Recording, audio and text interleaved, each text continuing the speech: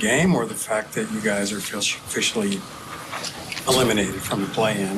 What's uppermost on your mind right now? Yeah, I think we can start backwards. I think understanding our record or being eliminated isn't something that we want to be at, and we got some work to do this summer.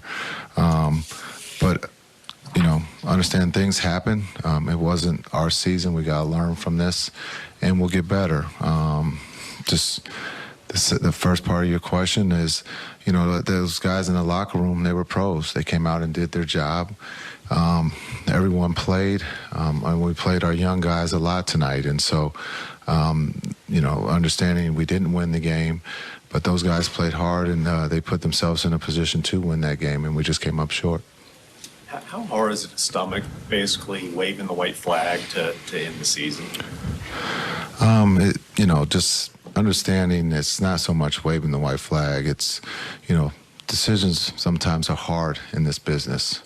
And you have to make hard decisions. And we're trying to build a championship team.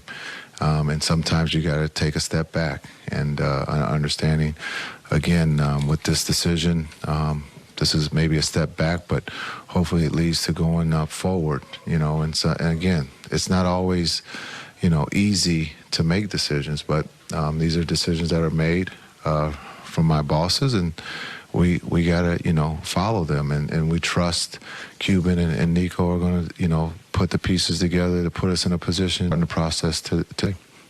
As the person in charge of the locker room, I mean, you're not management, but you're not a player. Do you feel like you will need to smooth over any feelings of the players at all because of this decision?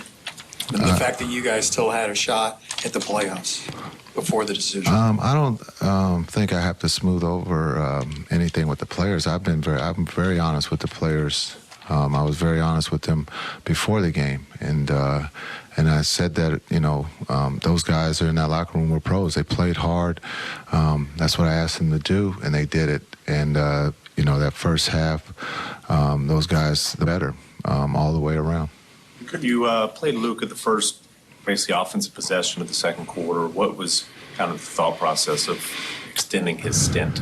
Yeah, I think one, to get him, ovation coming out for what he's done this year for this franchise. Ending his normal run, he wouldn't get the standing O. So to be able to get him in the post, get him a score, and then for him to take a foul to come out so that people could recognize him coming out, that was the thought behind all that. As we started, we told him before the game that he was going to go the whole first, and then let's figure out a way to get you, a standing O and respect for what you've done for this organization this year. What did you think about the ovation? I thought it was great.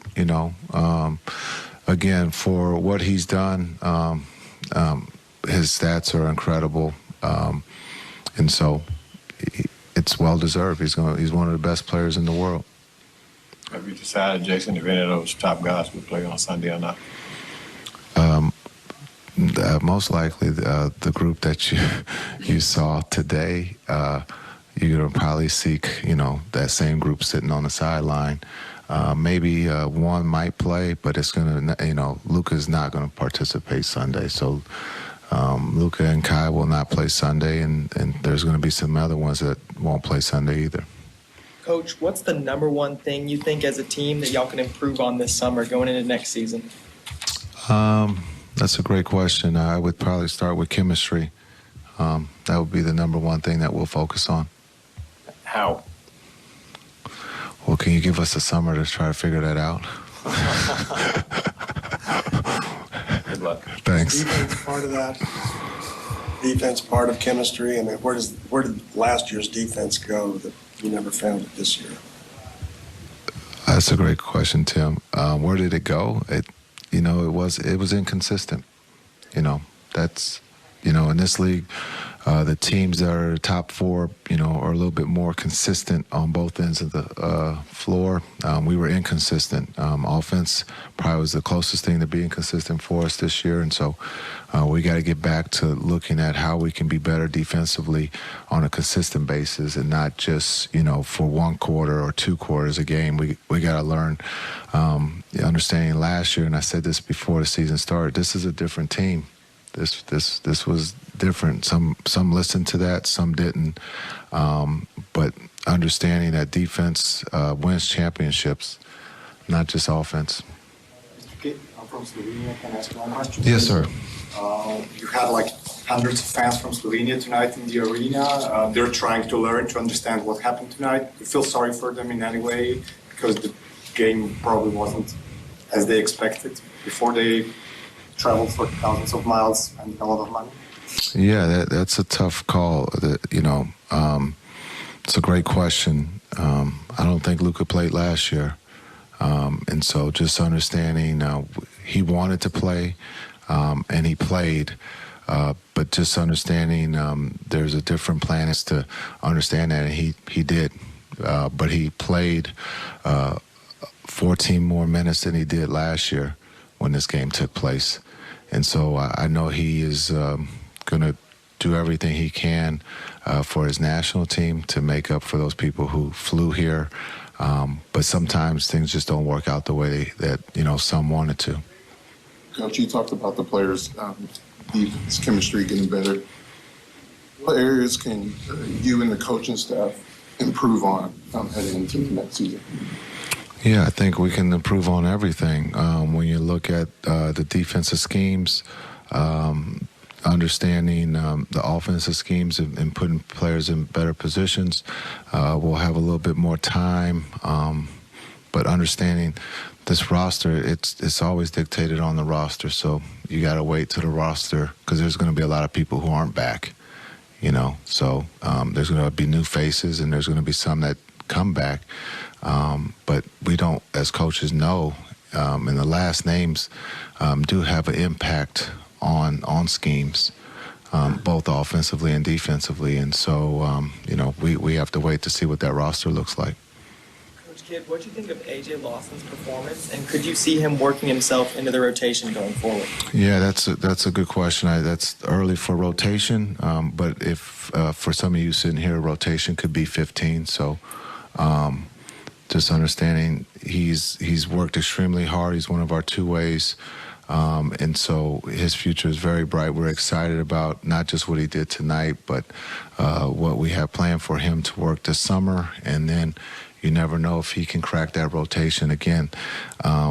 With the roster, it will be dictated on what those last names are and who's back and who's going to be new. Would you say you're confident Kyrie will be back, or is that too strong? If I was a betting man, I guess I would say he would be back. Why would I say he wouldn't? So confident, that's too strong? I think Cuban made that clear. He's the number one priority to have him come back. So I would second that. You think he's a max player? Oh, I'm not into paying the bills around here. I'll leave that to Mark to decide on, and Nico to decide on what his value is. It's kind of hard to eliminate losses from the equation, but do you think that all things considered you guys created, that he liked the atmosphere, being part of the Mavericks, and that will help draw him back? Yeah, I think he's enjoyed his time here. I think he's at peace. I think he has enjoyed being a Maverick, and I think hopefully I'm not talking out of turn that he wants to be here. And so hopefully that's the case. When you talk about the talent and the match of him and Luka, it's pretty dynamic. So, but he has the option. Very few are free agents, and so he has that opportunity to explore. So, but hopefully we've done everything to position him to want to stay. But it's up to Cube and Nico to figure that out. Appreciate it.